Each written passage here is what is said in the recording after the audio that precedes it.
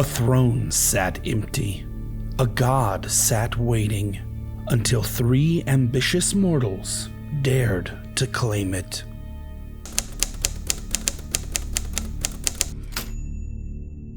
Long ago, there was but one god of strife, death, and the dead, and he was known as Jergal, lord of the end of everything.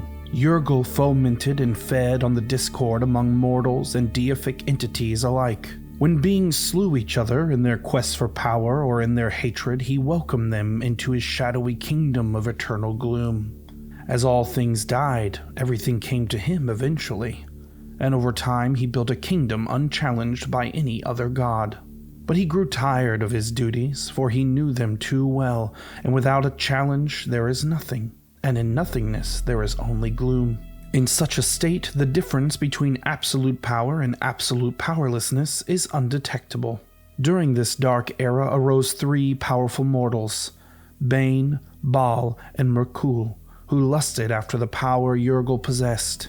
The trio forged an unholy pact that they would gain such ultimate power or die in the attempt.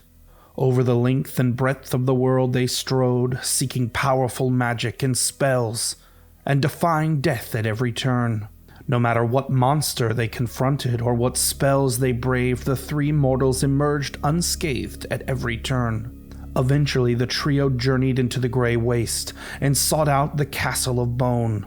Through armies of skeletons, legions of zombies, and hordes of wraiths, and a gauntlet of liches they battled. Eventually they reached the object of their lifelong quest, the Bone Throne.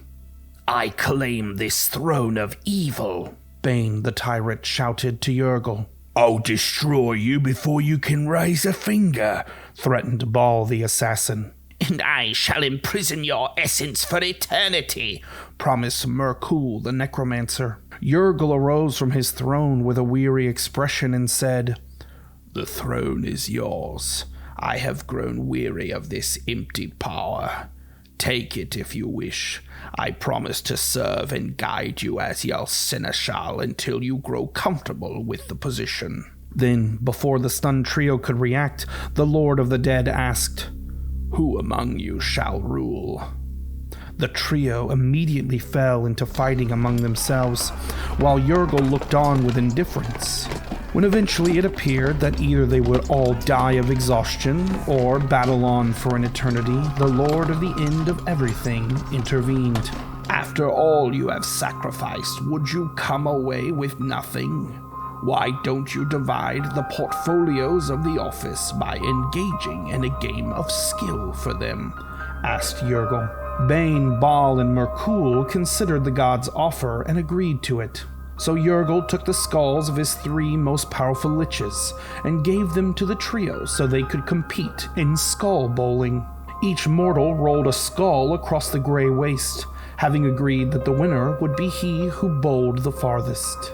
Malar the Beast Lord arrived to visit Jergal at this very moment. After quickly ascertaining that the winner of the contest would receive all of Jergal's power, he chased off after the 3 skulls to make sure that the contest would be halted until he had a chance to participate for part of the prize.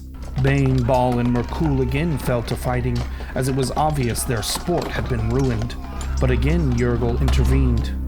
"Why don't you allow Lady Luck to decide, so you don't have to share with the beast?" The trio agreed to this alternative, and Jergal broke off his skeletal finger bones and gave them to the contestants.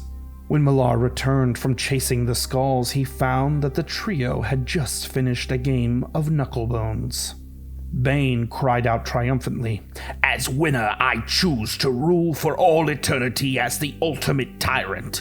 I can induce hatred and strife at my whim, and all will bow down before me and my kingdom." Merkul, who had won second place, declared, "But I choose the dead, and by doing so I truly win, because all that you are lord over, Bane, will eventually be mine.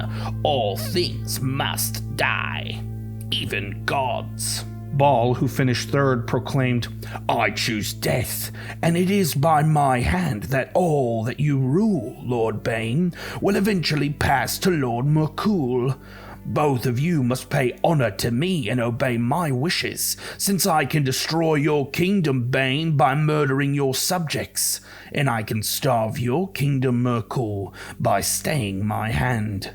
Malar growled in frustration but could do nothing, so yet again only the beasts were left for him.